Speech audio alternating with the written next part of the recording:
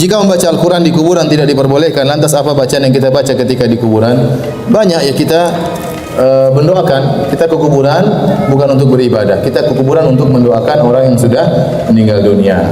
Dan agar kita ingat kematian, kata Nabi, zurul kubur fa innaha tudzakirukumul akhirah. Ziarahilah kuburan, sesungguhnya dengan menziarah kuburan ya akan mengingatkan kalian kepada kematian. Ini tujuan pertama. Tujuan kedua, mendoakan orang yang sudah meninggal dunia.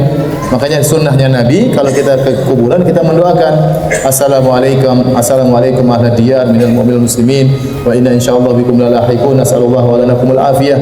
Keselamatan bagi kalian wahai penghuni kubur dari kaum muslimin ya, dan kami pasti menyusul kalian. Kami mohon keselamatan bagi kami dan bagi kalian. Kita berdoa kepada orang tua, mendoakan, ya Allah rahmatilah kedua orang tuaku, bersihkanlah dosa-dosanya, angkatlah derajatnya. Berdoa, kita menangis di situ berdoa, mendoakan para penghuni kubur, terutama kuburan kedua orang tua ya. Adapun baca Quran atau ibadah-ibadah zikir-zikir di kuburan, maka pendapat yang lebih kuat tidak disyariatkan. Memang benar sebagian ulama Syafi'iyah ya membolehkan baca Al-Quran di kuburan, tapi tujuannya menurut mereka berpendapat kalau kita baca Quran maka akan ada keberkahan yang turun kepada penghuni kubur tersebut. Dalil mereka diantaranya adalah Nabi dalam hadis Ibnu Abbas, marra bi kubrain, Nabi pernah melewati dua penghuni kubur, kemudian Nabi mengatakan innahuma la yu'adzabani, sungguhnya keduanya sedang diadab. Amma ahaduhuma fakana la yastatidu min bauli, adapun yang satu disiksa karena tidak bersih waktu cebok dari kencingnya. Wa amal akhar fakana yamshi bin namimah, yang satu diazab karena dia suka mengadu domba. Fa akhadha jaridatan rabbatan fasyaqaha nisfain fa gharaza ala kulli qabrin wahidatan minhuma.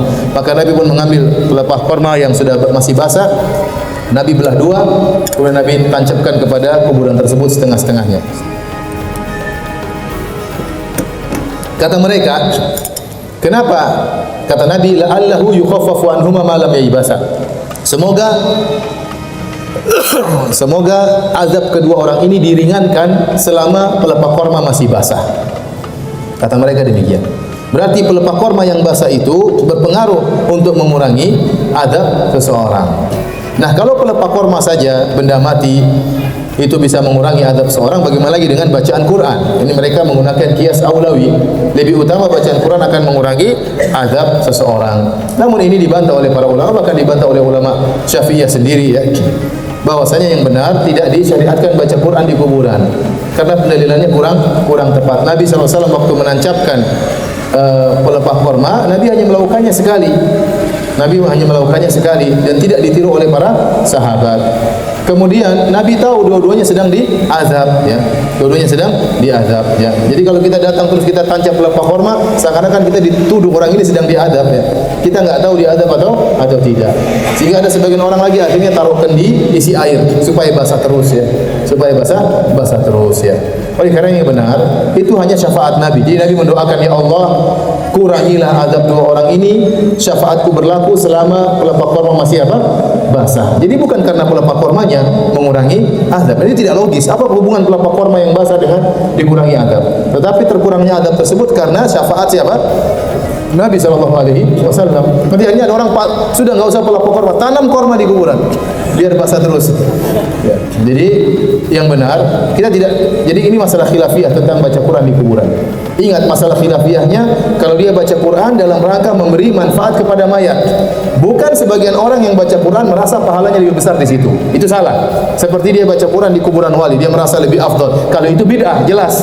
Yang dibolehkan ulama Syafi'iyah, sebagai ulama Syafi'iyah adalah baca Quran untuk beri manfaat kepada mayat, karena mayat tidak bisa mendapatkan lagi, tidak bisa beramal lagi.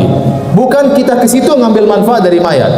Jadi banyak dikatakan ziarah-ziarah yang bid'ah itu adalah datang ke kuburan untuk mengambil manfaat dari mayat. Padahal seharusnya sebaliknya, mayat yang butuh bantuan kita kepada mereka dengan mendoakan apa? Mereka. Dan yang benar tidak perlu baca Quran di kuburan ya. Karena Rasulullah SAW mengatakan la taj'alu buyutakum maqabir. Jangan kalian menjadikan rumah-rumah kalian seperti kuburan. Rumah-rumah yang tidak pernah dibaca Quran seperti apa? Kuburan. Ini dalil bahwasanya kuburan bukan tempat baca Quran. Wallahu a'lam bishawab. Coba lihat cerita Imam Ahmad, kisah Imam Ahmad, imam salaf bukan salafi. Salaf imam terdahulu, salafi imam yang ingin ikut imam-imam terdahulu. Bisa bedain ya?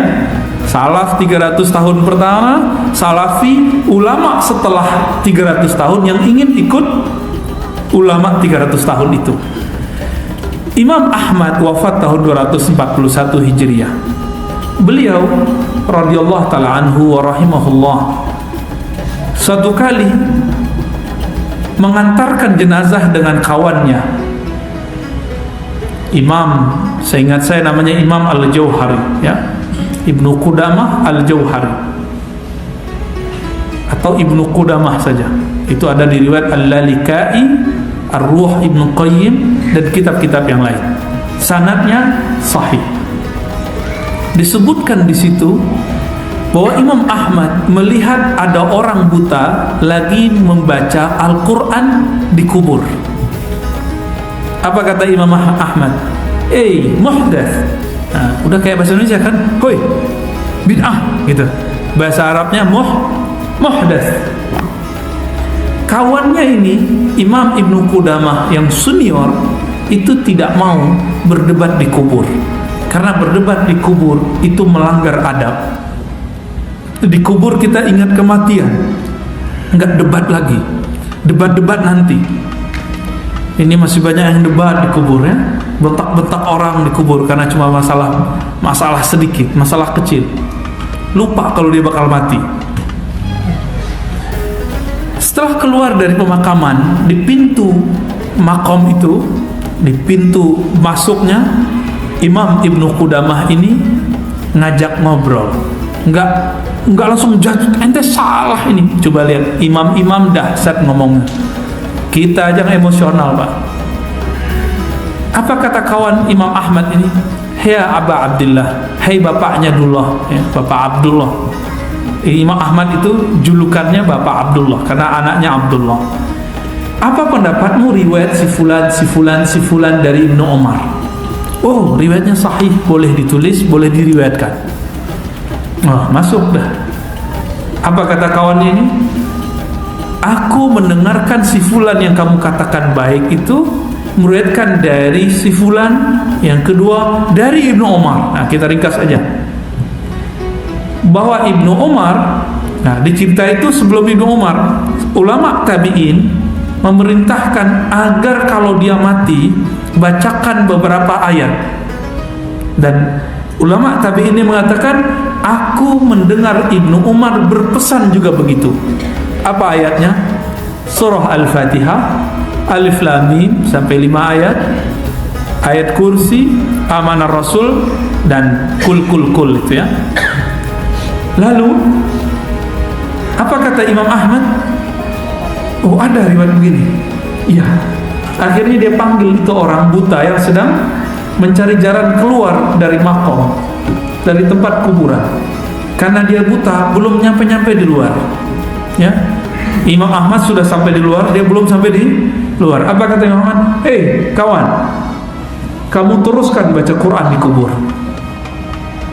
Dan ini disebutkan oleh Imam Syekhul Islam Ibnu Qayyim Al-Jauziyah, Imam Salafi yang mentartib ajaran Ibnu Taimiyah yang bergelar juga Syekhul Islam.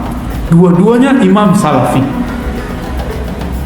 Saya sebutkan ini kepada kawan-kawan yang Salafi, dia nggak percaya karena saya yang ngomong.